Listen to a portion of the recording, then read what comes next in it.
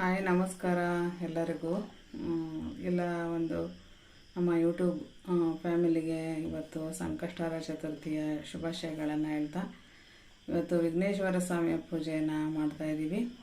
ಸಂಕಷ್ಟಹರ ಗಣಪತಿ ವ್ರತ ಮುಗೀತು, ಪೂಜೆ ಮುಗೀತು ಸ್ನೇಹಿತರೆ. ಇವಾಗ ನಾನು ಸಿಂಪಲ್ಲಾಗಿ ಪೂಜೆಯನ್ನು ಮಾಡಿದ್ದೀನಿ. ಮತ್ತು ಇಲ್ಲಿ ನಾನು ತುಪ್ಪದ ದೀಪನೂ ಸಹ ಬೆಳಗ್ದೆ. ಇವಾಗ ಚಂದ್ರ ದರ್ಶನವೂ ಆಯಿತು, ತುಂಬ ಚೆನ್ನಾಗಿ ಕಾಣ್ತು ಚಂದ್ರ.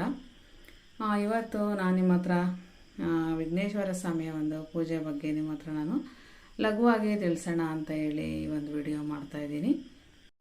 ತುಂಬ ಸಿಂಪಲ್ಲಾಗಿ ವಿಘ್ನೇಶ್ವರ ಸ್ವಾಮಿಯ ಪೂಜೆಯನ್ನು ಮಾಡ್ಬೋದು ಸ್ನೇಹಿತರೆ. ಏನಪ್ಪ ಅಂತಂದರೆ, ನಾವು ಮೊದಲಿಗೆ ವಿಘ್ನೇಶ್ವರ ಸ್ವಾಮಿಯ ಒಂದು ಪುಸ್ತಕ ನಿಮಗೆ ತೋರಿಸ್ತೀನಿ ನಾನು. ಇದು ಸಂಕಷ್ಟಹರ ಚತುರ್ಥಿ ಗಣಪತಿ ವ್ರತದ ಒಂದು ಕತೆ ಸ್ನೇಹಿತರೆ. ಈ ಒಂದು ಗಣಪತಿ ವ್ರತದ ಕತೆ ತುಂಬ ಸಿಂಪಲ್ಲಾಗಿದೆ. ತುಂಬ ಜನ ಏನು ಮಾಡ್ತಾರೆ, ಬೆಳಿಗ್ಗೆನೇ ಸಂಕಷ್ಟಹರ ಚತುರ್ಥಿ ಪೂಜೆ ಮಾಡಿಬಿಡ್ತಾರೆ. ಆದರೆ ಅದು ಸಂಜೆ ಸೂರ್ಯ ಅಸ್ತ ಆದಮೇಲೆ ಸಂಕಷ್ಟಹರ ಚತುರ್ಥಿ ವ್ರತ ಕತೆ ಪ್ರಾರಂಭ ಆಗುತ್ತೆ ಸ್ನೇಹಿತರೆ. ಇದು ನಂದು ತುಂಬ ಹಳೆಯ ಪುಸ್ತಕ. ಇದು ಬೇಗ ಒಂದು ನಾವು ತಿಂಗಳ ಪೂಜೆ ಮಾಡಿ ಓದ್ತಾ ಇರ್ತೀವಲ್ವ, ಹಂಗಾಗಿ ಅದು ಸ್ವಲ್ಪ ಒಂದು ಬುಕ್ಸ್ ಇದಾಗಿದೆ. ಪರವಾಗಿಲ್ಲ ಸ್ನೇಹಿತರೆ. ಈ ಬುಕ್ಸಲ್ಲಿ ಎಲ್ಲ ಮಾಹಿತಿ ಕೊಟ್ಟಿರ್ತಾರೆ ನಿಮಗೆ. ವಿಘ್ನೇಶ್ವರ ಸ್ವಾಮಿಯ ಒಂದು ಮಂತ್ರನ ಮೊದಲು ಓದ್ಬಿಟ್ಟು ನೀವು ಸ್ನಾನ ಮಾಡಿಬಿಟ್ಟು ವಿಘ್ನೇಶ್ವರ ಪೂಜೆಯನ್ನು ಮಾಡಿ. ನಾನು ನೋಡ್ರಿ ಇಲ್ಲಿ ತುಂಬಿದ ಕಳಸದ ಮೇಲೆ ನೀರನ್ನು ಹಾಕಿ, ಆ ಕಳಸದ ಮೇಲೆ 5 ವೀಳ್ಯದೆಲೆ ಇಟ್ಟು ಒಂದು ಸಣ್ಣ ತಟ್ಟೆಯಲ್ಲಿ ಅಕ್ಷತೆ ಕಾಳನ್ನು ಹಾಕಿಬಿಟ್ಟು ಅಕ್ಷತೆ ಹಾಕಿ ಅದರಲ್ಲಿ ಗಣೇಶನನ್ನು ನಾನು ಕೂರಿಸಿದ್ದೀನಿ ಸ್ನೇಹಿತರೆ. ಇಲ್ಲಿ ನಾನು ಗಣಪತಿಗೆ ನೀವು ಪಂಚಾಮೃತ ಅಭಿಷೇಕನಾದರೂ ಮಾಡ್ಬೋದು. ಹಾಲು, ತುಪ್ಪ, ಮೊಸರು, ಜೇನುತುಪ್ಪ, ಸಕ್ಕರೆ, ಎಳ್ನೀರು ಯಾವುದಾದ್ರೂ ನೀವಿಗೆ ಬರುತ್ತೆ. ನಿಮ್ಮ ಒಂದು ಸಂಕಲ್ಪ ಏನಾದ್ರು ಇದ್ದರೆ ಆ ಥರನೂ ನೀವು ಮಾಡ್ಬೋದು. ಇಲ್ಲ ಶುದ್ಧ ಜಲದಿಂದ ಪೂಜೆಯನ್ನು ಮಾಡ್ಬೋದು ಸ್ನೇಹಿತರೆ. ಅಭಿಷೇಕ ಮಾಡಿಬಿಟ್ಟು ಕುಂಕುಮ, ಗಂಧ, ಅರಿಶಿಣ, ಅಕ್ಷತೆ, ಭಸ್ಮ ಇವನ್ನೆಲ್ಲ ಸ್ವಾಮಿಗೆ ಏರಿಸಿ ಅಕ್ಷತೆ ಕಾಳನ್ನು ಹಾಕಿ ಗರಿಕೆ ದಳನ ಏರಿಸ್ಬೇಕು. ನಾನಿಲ್ಲಿ ಇವತ್ತು 5 ದಳನ ಏರಿಸಿದ್ದೀನಿ. ನಾವು ಡೈಲಿ ಬೆಳಿಗ್ಗೆ ಪೂಜೆ ಮಾಮೂಲಿ ಮಾಡೇ ಇರ್ತೀವಿ. ಸಂಜೆ ಮತ್ತೆ ಗಣೇಶನ ಮತ್ತೆ ತೊಳೆದ್ಬಿಟ್ಟು ಈ ಥರ ತುಂಬಿದ ಕಲಶದ ಮೇಲೆ ನಾವು ಆ ಕಲಶಕ್ಕೆ ಅರಿಶಿನ, ಕುಂಕುಮ, ಭಸ್ಮ, ಸ್ವಲ್ಪ ಅಕ್ಷತೆಯನ್ನು ಹಾಕಿ ನಾವು ಅದರ ಮೇಲೆ ಸ್ವಾಮಿಯ ಕೆಲವರು ದಕ್ಷಿಣೆಯನ್ನು ಸಹ ಆ ಗಂಗೆ ಒಳಗೆ ಹಾಕಬೇಕಾಗುತ್ತೆ. ಮಹಾಲಕ್ಷ್ಮಿ ಅಮ್ಮನವರು ಸಹ ಅಲ್ಲಿ ವಾಸವಾಗಿರ್ತಾರೆ. ಸ್ವಾಮಿಯನ್ನು ಮೇಲೆ ಕೂರಿಸಿ ನಾವು ಯಾವುದೇ ದೋಷ ನಮ್ಮ ಮನೆಯಲ್ಲಿ ಏನು ನಾವು ಯಾವ ಸಮಸ್ಯೆಗೋಸ್ಕರ ನಾವು ಸ್ವಾಮಿ ಸಂಕಷ್ಟವನ್ನು ದೂರ ಮಾಡ್ತಕ್ಕಂಥ ಸಂಕಷ್ಟ ಹರಣ ಅಂದರೆ ಕಷ್ಟನ ಹರಣ ಅಂದರೆ ಕಷ್ಟನ ಪರಿಹಾರ ಮಾಡೋ ಅಂಥ ಒಂದು ವ್ರತ ಇದು. ಏನಪ್ಪ ಅಂದರೆ, ನಮಗೆ ಬಂದೇ ಬರುತ್ತೆ, ಮನುಷ್ಯ ಅಂದಮೇಲೆ ಬಂದೇ ಬರುತ್ತೆ ಕಷ್ಟ, ನೋವು, ಸುಖ, ದುಃಖ ಎಲ್ಲ ಇದ್ದೇ ಇರುತ್ತೆ. ಆದರೆ ಎಲ್ಲನೂ ನಾವು ಮನುಷ್ಯ ಫೇಸ್ ಮಾಡಬೇಕಾಗುತ್ತೆ. ಆದರೆ ಈ ವಿಘ್ನೇಶ್ವರ ಸ್ವಾಮಿಯ ಕೃಪೆ ಎಲ್ಲದಕ್ಕೂ ಬೇಕು ನಮಗೆ. ಹಂಗಾಗಿ ನಾವು ಈ ಸಂಕಷ್ಟಹರ ಚತುರ್ಥಿ ವ್ರತ ಕಥೆಯನ್ನು ನಾವು ಸಿಂಪಲ್ಲಾಗಿ ಅದರಲ್ಲಿ ಬುಕ್ಸಲ್ಲಿ ಕೊಟ್ಟಿರ್ತಾರೆ. ಅದನ್ನು ನಾವು ಪೂಜೆ ಮಾಡಿ ಓದಿ ಕಡಲೆ ಬೆಲ್ಲ ಆಗಿರ್ಬೋದು, ಮೊಸರನ್ನ ಆಗಿರ್ಬೋದು, ಮೋದಕ ಮಾಡ್ಬೋದು ಸ್ನೇಹಿತರೆ. ಇಲ್ಲ ನಾನು ಇವತ್ತು ಮಾವಿನ ಹಣ್ಣನ್ನು ನೈವೇದ್ಯ ಮಾಡಿದ್ದೀನಿ, ಮತ್ತು ಕಾಯನ್ನು ಒಡೆದ್ಬಿಟ್ಟು ನೈವೇದ್ಯ ಮಾಡಿದ್ದೀನಿ, ಮತ್ತು ಕಡಲೆ ಬೆಲ್ಲ ನೈವೇದ್ಯ ಮಾಡಿದ್ದೀನಿ. ಮೋದಕನೂ ಸಹ ಮಾಡ್ಬೋದು ಸ್ನೇಹಿತರೆ. ಕರ್ಜಿಕಾಯಿ ಮಾಡೋರು ಕರ್ಜಿಕಾಯಿ ಮಾಡ್ಬೋದು, ಕಡಲೆ ಬೆಲ್ಲದ ಕರ್ಜಿಕಾಯಿ ಮಾಡ್ಬೋದು, ಎಳ್ಳು ಬೆಲ್ಲದ ಮೋದಕ ಮಾಡ್ಬೋದು. ಮತ್ತು ನೀವು ಏನೂ ಇಲ್ಲ, ಈಗ ನಮ್ಗೆ ಆಗಲ್ಲ, ಎಲ್ಲರೂ ಕೆಲಸ ಮಾಡ್ತಾಯಿರ್ತೀವಿ ಸ್ನೇಹಿತರೆ. ಕೆಲಸ ಮಾಡಲಿಲ್ದಲೇ ಯಾರಿಗೂ ಏನೂ ಬರಲ್ಲ. ಮನುಷ್ಯನಿಗೆ ನೋಡಿ ಸ್ನೇಹಿತರೆ, ಈಗ ಕೆಲಸ ಮಾಡಲೇಬೇಕು. ಯಾವುದಾದ್ರೂ ಒಂದು ಕೆಲಸ ಮಾಡ್ತಾನೆ ಇರ್ತೀವಿ ನಾವು. ಕೆಲಸ ಮಾಡಲಿಲ್ದಲೇ ನಾವು ಇರೋಕ್ಕಾಗಲ್ಲ. ಅಂಥವ್ರು ಏನು ಮಾಡಬೇಕಪ್ಪ ಅಂದರೆ, ಸೂರ್ಯ ಮುಳುಗಿದ ಮೇಲೆ ರಾತ್ರಿ ನಾವು ಮನೆಗೆ ಬಂದೇ ಬರ್ತೀವಿ. ಕಸ ನೆಲ ಎಲ್ಲ ನಾವು ಮಾಡಲೇಬೇಕಾಗತ್ತೆ. ಸಂಜೆ ಏನಿಲ್ಲ, ನಿಮಗೆ ತುಂಬ ಸುಸ್ತಾಗಿರುತ್ತೆ, ಮನೆ ಕೆಲಸ ಮಾಡಿರ್ತೀರ. ನೀವು ಕೈಕಾಲು ಮುಖ ತೊಗೊಂಬಿಟ್ಟು ವಿಘ್ನೇಶ್ವರ ಸ್ವಾಮಿಯ ಒಂದು ಅಷ್ಟೋತ್ತರನ ಹೇಳಿ ಗಣೇಶನ ಮುಂದೆ. ನಿಮ್ಮ ಮನೇಲಿ ಫೋಟೋ ಇದ್ದೇ ಇರುತ್ತೆ. ಮಾಮೂಲಿ ಗಣೇಶನ ಮೂರ್ತಿ ಯಾರ ಮನೆಗಿರಲ್ಲ ಸ್ನೇಹಿತರೆ, ಎಲ್ಲರ ಮನೆಯಲ್ಲೂ ವಿಘ್ನೇಶ್ವರ ಸ್ವಾಮಿ ಇದ್ದೇ ಇರುತ್ತೆ. ನೀವೇನಿಲ್ಲ, ನಿಮ್ಮ ಮನೆ ದೇವ್ರ ಮನೆ ಇರುತ್ತೆ, ಇಲ್ಲ ದೇವ್ರ ಮನೆ ಇಲ್ಲ ಅಂದರೆ ನೀವು ಎಲ್ಲಿ ದೇವ್ರ ಫೋಟೋ ಇಟ್ಟಿರ್ತೀರೋ ಅಲ್ಲೇ ಹೋಗಿ ಸಂಕಷ್ಟಹರ ಗಣಪತಿಯ ಒಂದು ವ್ರತ ಬರುತ್ತೆ, ಒಂದು ಸ್ತೋತ್ರ ಬರುತ್ತೆ. ಸಂಕಷ್ಟಹರ ಗಣಪತಿ ಸ್ತೋತ್ರ ಅಂದರೆ ವಿಘ್ನೇಶ್ವರ ಸ್ವಾಮಿ ಒಂದು ಆ ದಿನ ಹೇಳ್ಕೊಂಡ್ರೆ ಇನ್ನೂ ತುಂಬ ಒಳ್ಳೆಯದು ಸ್ನೇಹಿತರೆ.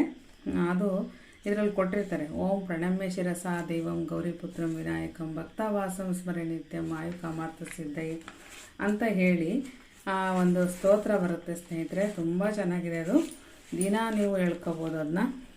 ನೋಡಿ ಸ್ನೇಹಿತರೆ, ಇದು ಸಂಕಷ್ಟ ನಾಶನ ಗಣಪತಿ ಸ್ತೋತ್ರ. ಇದನ್ನು ನೀವು ಸಂಜೆನಾದರೂ ಬಂದು ಇದಿಷ್ಟು ಸ್ತೋತ್ರನೂ ಹೇಳ್ಬೋದು.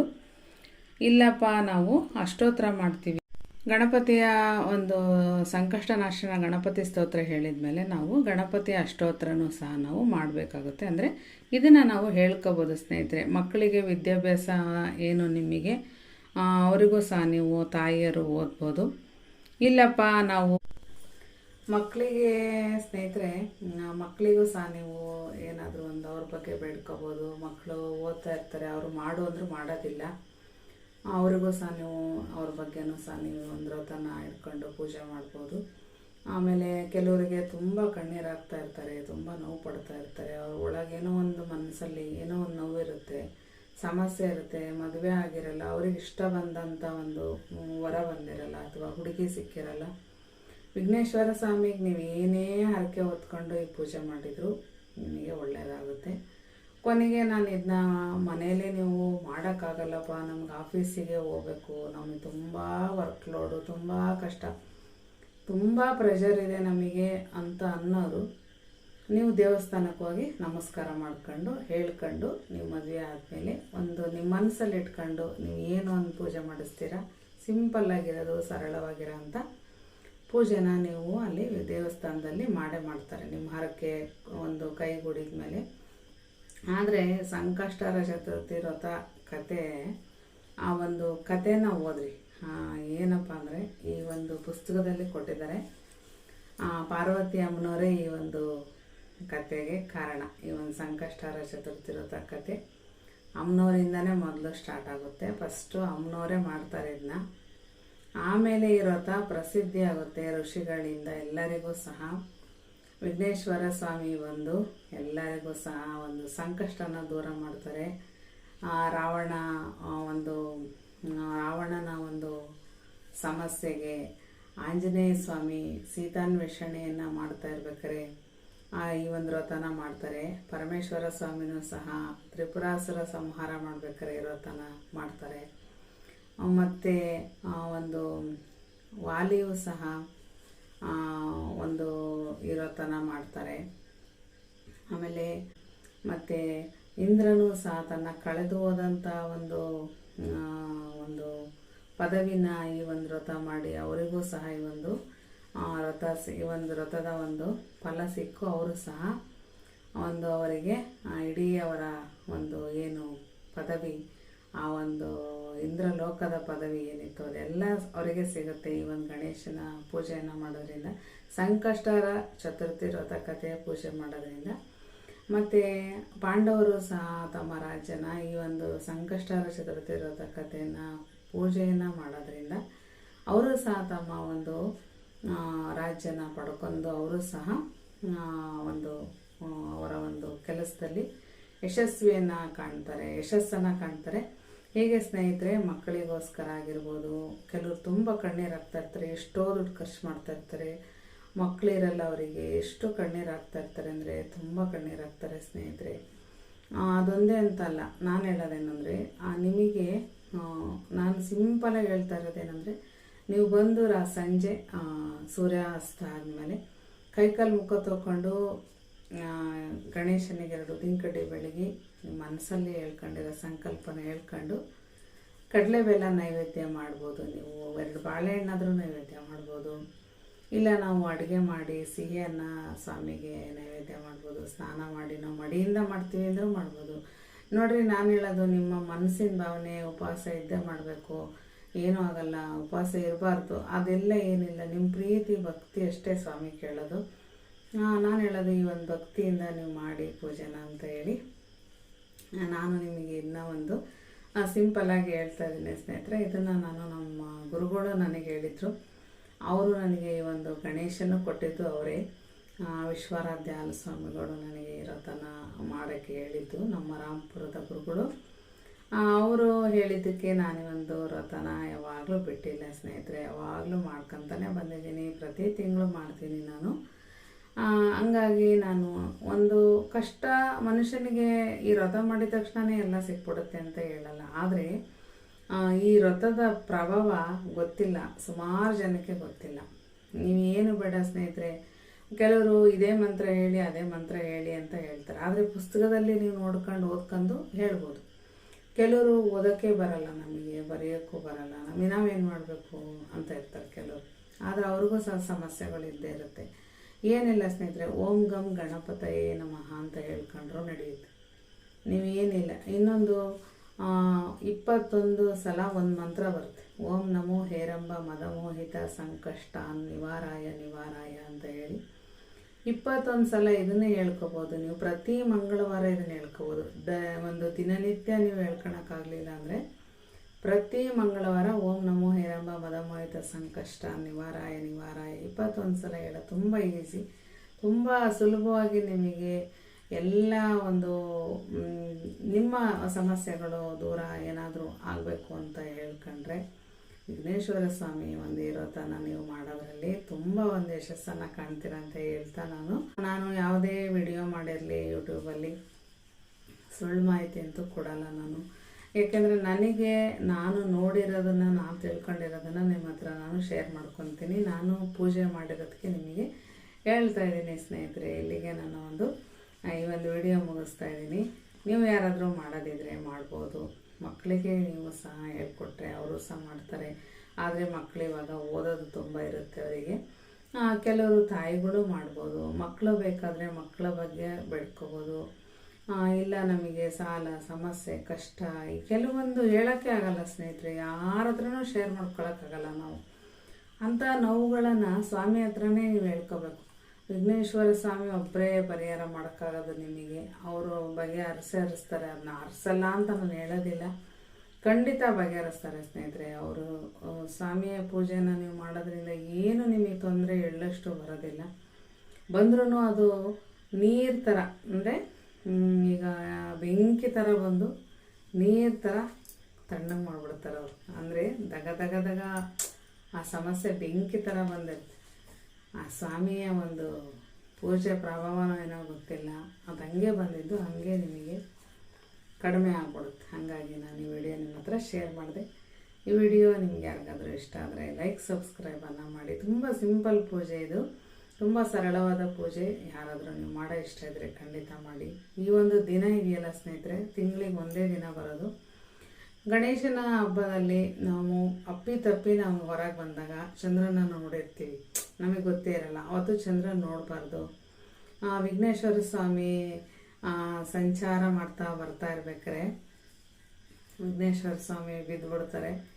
ಚಂದ್ರ ನೋಡಿ ನಕ್ಕಾಗ ವಿಘ್ನೇಶ್ವರ ಸ್ವಾಮಿಗೆ ತುಂಬ ಸಿಟ್ಟು ಬರುತ್ತೆ. ಅವಾಗ ಶಾಪನ ಕೊಡ್ತಾರೆ, ನಿನ್ನನ್ನು ನೋಡಲೇಬಾರ್ದು ಯಾರು ಅಂತಂದು ಹೇಳಿದ್ದಕ್ಕೆ ಆ ಶಾಪನ ವಿಮೋಚನೆ ಮಾಡಲಿಕ್ಕೋಸ್ಕರ ಸಂಕಷ್ಟಹರ ಚತುರ್ಥಿ ವ್ರತ ದಿವಸ ನಿನ್ನ ನೋಡಿದ್ರೆ ನಿನ್ನ ದೋಷ ಪರಿಹಾರ ಆಗುತ್ತೆ. ಅವತ್ತು ನನ್ನ ಪೂಜೆ ಮಾಡಿ ನಿನ್ನನ್ನು ನೋಡಿದವರಿಗೆ ಅವತ್ತು ನಿನ್ನ ದೋಷನೇ ಪರಿಹಾರ.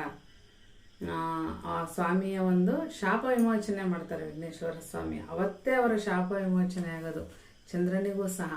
ಹಂಗಾಗಿ ಚಂದ್ರ ದರ್ಶನನೂ ಸಹ ಮಾಡಬೇಕು. ನಾವು ಸಹ ಅಪ್ಪಿತಪ್ಪಿ ಚಂದ್ರನ ನೋಡಿದ್ರೆ ಸಂಕಷ್ಟಹರ ಚತುರ್ಥಿ ವ್ರತ ಕಥೆಯನ್ನು ಪೂಜೆ ಮಾಡಿ ಆ ಒಂದು ಚಂದ್ರ ದರ್ಶನ ಮಾಡೋದ್ರಿಂದ ನಮ್ಮ ಒಂದು ಚಂದ್ರ ನೋಡಿರ್ತೀವಲ್ವ ಗಣಪತಿ ಹಬ್ಬದಲ್ಲಿ, ಆ ದೋಷನೂ ಸಹ ಪರಿಹಾರ ಆಗುತ್ತೆ ಅಂತ ಹೇಳಿ ಆ ಪುಸ್ತಕದಲ್ಲೇ ಇದೆ. ನಾನೇನು ಎಲ್ಲ ತಿಳ್ಕೊಂಡು ನಿಮಗೆ ನಾನೇ ತಿಳ್ಕೊಂಡೆ ಹೇಳ್ತಾ ಇಲ್ಲ, ಓದಿ ಆ ಪುಸ್ತಕನ ನಾನು ಓದಿದ್ದನ್ನೇ ನಿಮಗೆ ಹೇಳ್ತಾ ಇದ್ದೀನಿ. ನನ್ನ ಸ್ವಂತ ಇದರಿಂದ ನಾನು ಹೇಳ್ತಾ ಇಲ್ಲ. ಪುಸ್ತಕದಲ್ಲಿ ಅದೇ ವ್ರತನ ಶಾಪ ವಿಮೋಚನೆಗಾಗಿ ಈ ಒಂದು ವ್ರತನ ಮಾಡ್ತಾರೆ. ಹಂಗಾಗಿ ಅವರು ಏನೇನು ಬೇಡ್ಕೊಂಡಿದ್ದಾರೆ ವಿಘ್ನೇಶ್ವರ ಸ್ವಾಮಿಯ ಒಂದು ಪೂಜೆನ ಅವ್ರು ಏನೇನು ಅಂದ್ಕೊಂಡಿದ್ದಾರೆ, ಅವ್ರ ಸಂಕಲ್ಪ ಹಿಡ್ಕೊಂಡು 3 ಆದರೂ 5 ಆದರೂ 9 ಆದರೂ 9 ತಿಂಗಳು ಹಿಂಗೆ ಡೇಟ್ ಆದಾಗ ಮಾಮೂಲಿ ನಾವು ಹೆಣ್ಮಕ್ಳು ಇದಾದಾಗ ಬಿಡಬೇಕಾಗುತ್ತೆ. ಇಲ್ಲಾಂದರೆ ಅದು ಡೇಟ್ ಆಗಲಿದ್ದಾಗ ಒಂದು ವಿಶೇಷ ದಿನ ಬರುತ್ತೆ, ಆ ಒಂದು ದಿನದಲ್ಲಿ ಮಾಡ್ಬೋದು. ಇಲ್ಲ ನಮಗೆ ಆಗಲಿಲ್ಲ ಅವತ್ತು ಹೋಗ್ಬಿಡ್ತು ಅಂದರೆ ನಾವು ಪ್ರತಿ ಮಂಗಳವಾರ ಬಂದೇ ಬರುತ್ತೆ, ಅವತ್ತಾದರೂ ವಿಘ್ನೇಶ್ವರ ಸ್ವಾಮಿಯ ಪೂಜೆಯನ್ನು ನಾವು ಗರಿಕೆ ದಳ ಎಲ್ಲ ಏರಿಸ್ಬಿಟ್ಟು ನಮ್ಮ ಮನೆಗಿರೋ ಅಂಥ ಒಂದು ಪ್ರಸಾದನ ನಾವು ನೈವೇದ್ಯ ಮಾಡ್ಬೋದು. ವಿಶೇಷವಾಗಿ ಸಿಹಿ ಮೋದಕ ಗಣಪತಿಗೆ ತುಂಬ ಇಷ್ಟವಾದಂಥದ್ದು, ಕರ್ಜಿಕಾಯಿ ತುಂಬ ಇಷ್ಟ. 5 ಮಾಡೋಣ ಸ್ನೇಹಿತರೆ, ಒಂದು 9 ಮಾಡೋಣ. ಹಾಗೆ ನಾವು ಏನಾದರೂ ತುಂಬ ಒಂದು ಸಂತೋಷವಾಗಿ ಒಂದು ಅಡುಗೆ ಮಾಡಿ ಅದನ್ನ ಗಣೇಶನಿಗೆ ನೈವೇದ್ಯ ಮಾಡಿ ಪೂಜೆಯನ್ನು ಮಾಡಿ ಇದನ್ನು ಮುಗಿಸ್ಬೇಕಾಗತ್ತೆ. ಕೊನೆಗೆ ಚಂದ್ರನಿಗೂ ಸಹ ನಾವು ಪೂಜೆಯನ್ನು ಮಾಡಿ, ಚಂದ್ರ ಕಾಣ್ತಾ ಇರುತ್ತಲ್ವ, ನಾವು ಅದಕ್ಕೂ ಸಹ ಪೂಜೆ ಮಾಡಿ ನೈವೇದ್ಯವನ್ನು ಮಾಡಿ ಅದಕ್ಕೂ ಸಹ ನಾವು ಗಣಪತಿಗೆ ನೈವೇದ್ಯ ಮಾಡಿರ್ತೀವಿ. ಇಲ್ಲ 2 ಬಾಳೆಹಣ್ಣು ಇದ್ದರೂ 2 ಬಾಳೆಹಣ್ಣಾದರೂ ನೀವು ನೈವೇದ್ಯನ ಮಾಡ್ಬೋದು ಸ್ನೇಹಿತರೆ. ಅಷ್ಟೇ, ನಾನು ಕಾಯಿ ಇದ್ದರೆ ಕಾಯಿನೂ ಹೊಡಿಬೋದು, ಇಲ್ಲ ನಮ್ಮ ಮನೇಲಿ ಏನಿರುತ್ತೋ ಅದನ್ನು ನಾವು ನೈವೇದ್ಯ ಮಾಡ್ಬೋದು. ಫೋನ್ ರಿಂಗ್ ಆಯಿತು ಮತ್ತು ಬೇರೆ ಡಿಸ್ಟರ್ಬೆನ್ಸ್ ಆಯಿತು, ಹಂಗಾಗಿ ನಾನು ವಾಯ್ಸ್ ಓವರ್ ಮಾಡ್ತಾಯಿದ್ದೀನಿ. ನನಗೆ ಬಂದ ರೀತಿ ನಾನು ಆಚರಣೆ ಮಾಡೋ ಅಂಥ ಒಂದು ವಿಧಾನ ನಿಮ್ಮ ಹತ್ರ ಈ ವಿಡಿಯೋದಲ್ಲಿ ತಿಳಿಸ್ಕೊಟ್ಟಿದ್ದೀನಿ. ನಿಮಗೆಲ್ಲ ಈ ವಿಡಿಯೋ ಇಷ್ಟ ಆದರೆ ಲೈಕ್ ಸಬ್ಸ್ಕ್ರೈಬನ್ನು ಮಾಡಿ, ಎಲ್ಲ ಯೂಟ್ಯೂಬರ್ಸ್ಗಳಿಗೂ ಸಪೋರ್ಟ್ ಮಾಡಿ ಬೆಳೆಸಿ, ಒಳ್ಳೆಯದಾಗಲಿ ನಿಮಗೂ ಸಹ. ಈ ಒಂದು ವಿಘ್ನೇಶ್ವರ ಸ್ವಾಮಿಯ ವ್ರತದಿಂದ ಎಲ್ಲರಿಗೂ ಸಹ ಒಳ್ಳೆಯದಾಗುತ್ತೆ, ಒಳ್ಳೆಯದಾಗಬೇಕು, ಆಗಲಿ ನಿಮಗೆಲ್ಲರಿಗೂ ಅಂತ ಹೇಳಿ ನಾನು ಬಯಸ್ತಾ ಕೊನೆಯಲ್ಲಿ ಈ ವಿಡಿಯೋ ನಾನು ಮುಗಿಸ್ತಾ ಇದ್ದೀನಿ. ಧನ್ಯವಾದಗಳು.